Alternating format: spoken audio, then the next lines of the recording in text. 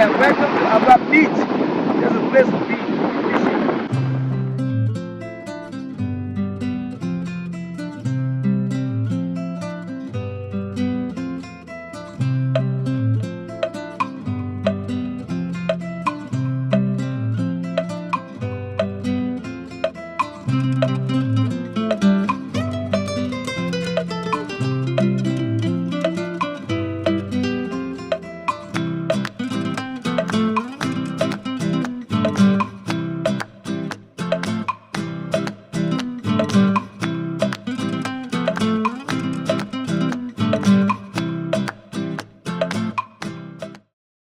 Hello guys, welcome back to my channel. Thank y'all for being so consistent. In today's video, I am back again in West Point on Abois Beach. I'm getting it right. Yes, on Abois Beach, and today I am here to talk to this fisherman here in West Point who has been doing this for 30 years, right? Yes. And the 30 years that he has been doing it for is older than me. So I'm just gonna turn over to him to share his experience, to talk about some of the challenges and some of the beautiful parts of being a fisherman here in West Point. So hello, how are you doing? I'm fine. Can you please tell us your name and a little bit about yourself and what you do here in West Point? Yeah, my name is Robert Bartee, fisherman in the township of West Point, Abois Beach specifically. And I do fishing in West Point. Okay. Yeah. So how long have you been fishing in West Point? Almost 30 years past now, I'm doing fishing. Wow. And when did you start fishing? I was younger when I started fishing with my father. I was about 12 years old. Started fishing. Wow, that's a long period. Okay, so you just never wondered, or you just never thought about doing something else? Or is this like the only thing that you were sure about, like the only opportunity? Yeah, because I was a soccer player once, and A soccer player? Yes. Nice. and I know I had the opportunity to go to higher level. So I look at the fishing area to buttress me, cater into my kid. So I thought it wise to take the fishing area serious than the soccer, because no one to support me in the soccer playing. So I decided to come back to my old area while I was learning fishing under my father to see how bad I can do it for a living. To do what you know best. Yes. So I came back, started all over again doing fishing for the last 30 years. Yeah, in fishing, got a lot of experience in the fishing sector. Yeah, so. And I think you took your whole swagging from the football. So you mentioned your kids. How many do you have? I have 5 girls children. Oh, girls. Nice. So are they in school? Yeah.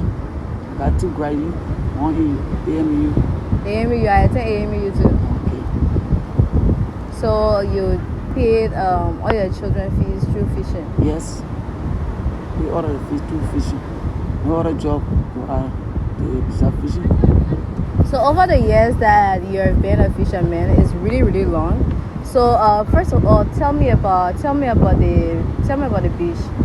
How do you go about looking for the fish? I have no idea. I don't know a thing about fishing. I just know that people bring the fish and then we buy from the market. So tell me, like, how do you go about the fishing process?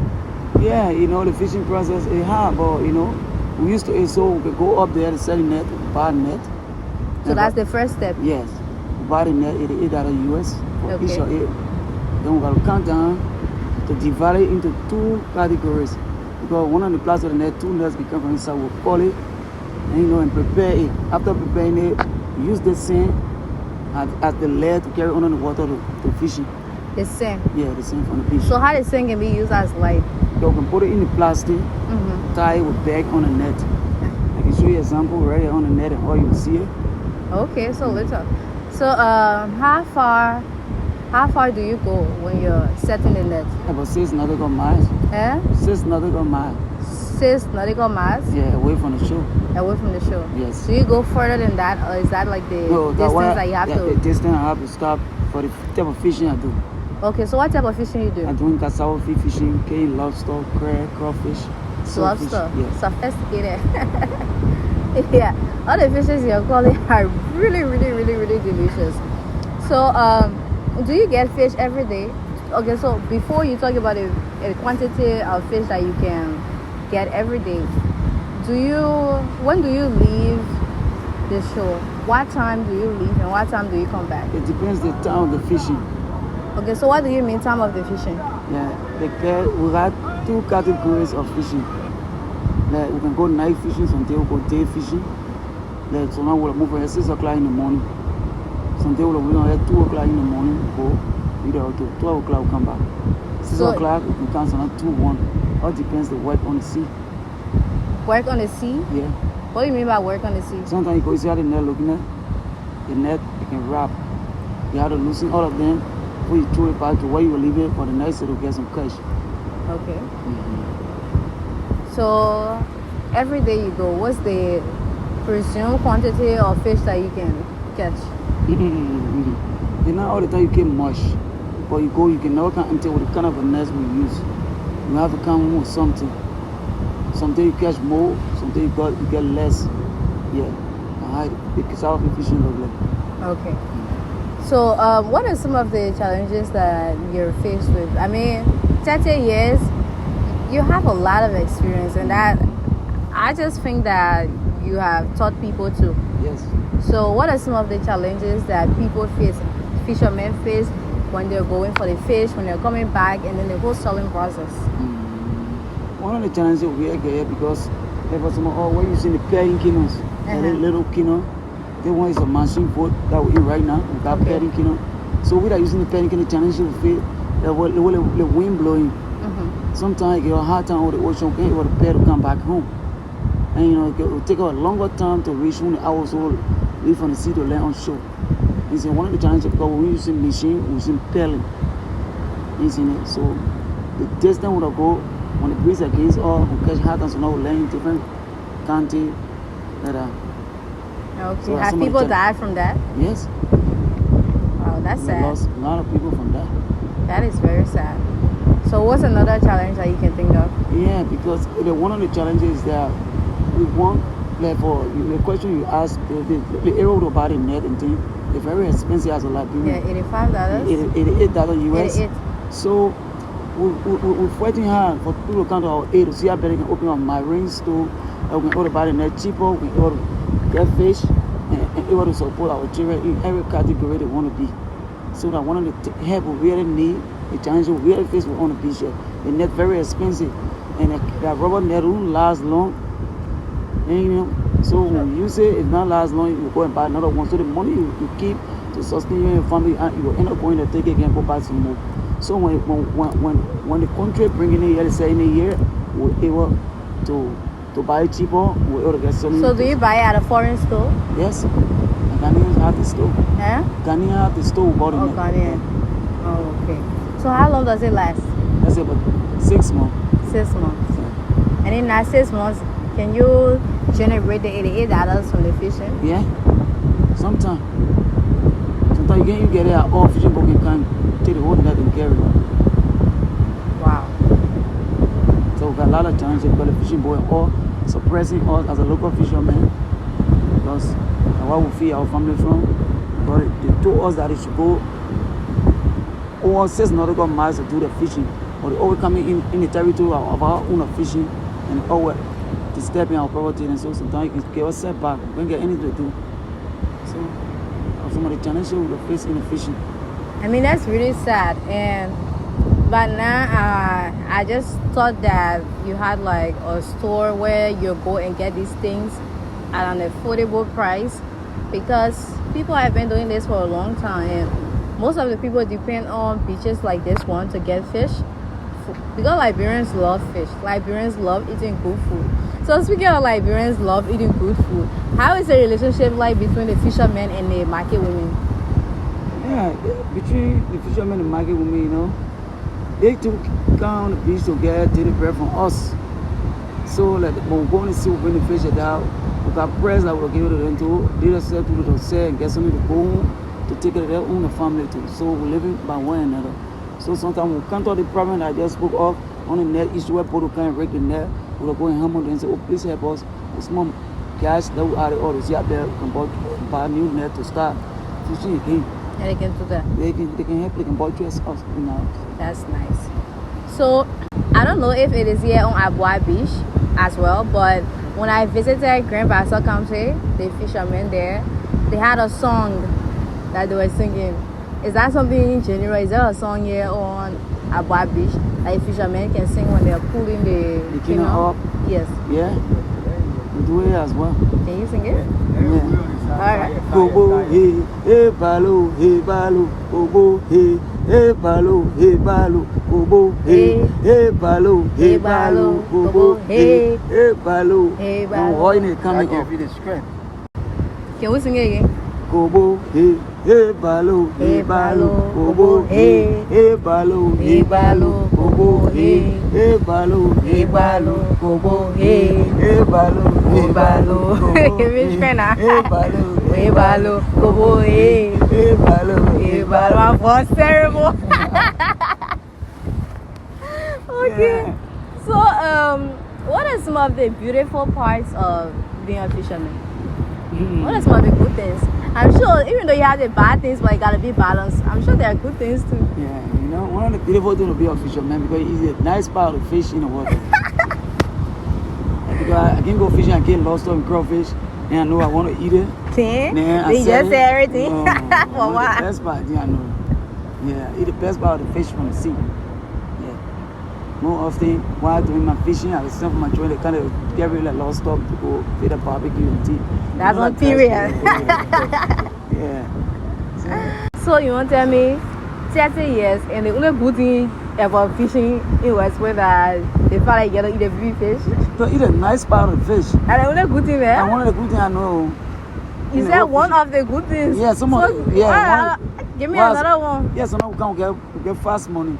Fast money? When you say fast money, what do you mean by that? Yeah, when you turn someday when the fish really in the water, you make more money.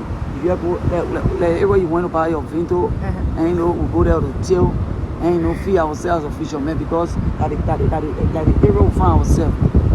Sometimes we make huge quantity of money, go there, we feed ourselves, enjoy ourselves, make ourselves happy because we always get money on a daily basis. Now that we're working for a month, 1 month, and for you and family eat. Like every day thing. Yeah. That's amazing. So, before we started this interview, you mentioned that you stopped in K2. Yeah. And you didn't continue. Yeah. And I think it's really amazing that you stopped in K2, but you're able to use fishing to send your children to school. Yes. I mean, it's important. If you didn't reach there, your children should be able to reach there by you helping them out. So, what are pieces of advice you can give to people out there who are looking for things to do?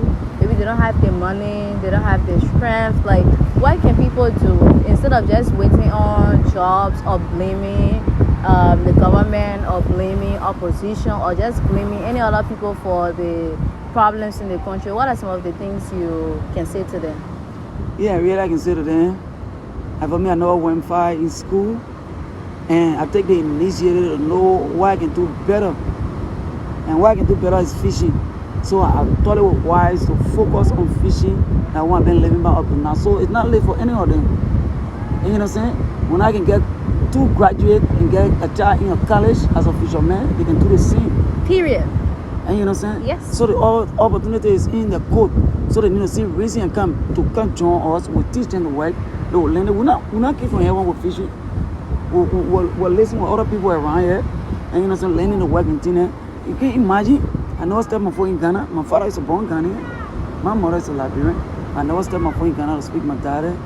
Now I know the fishing, know how to fish, net cut, net do everything. It's not hard. You just need to give yourself the time to the job. Pay attention. That's what I did today. I'm successful.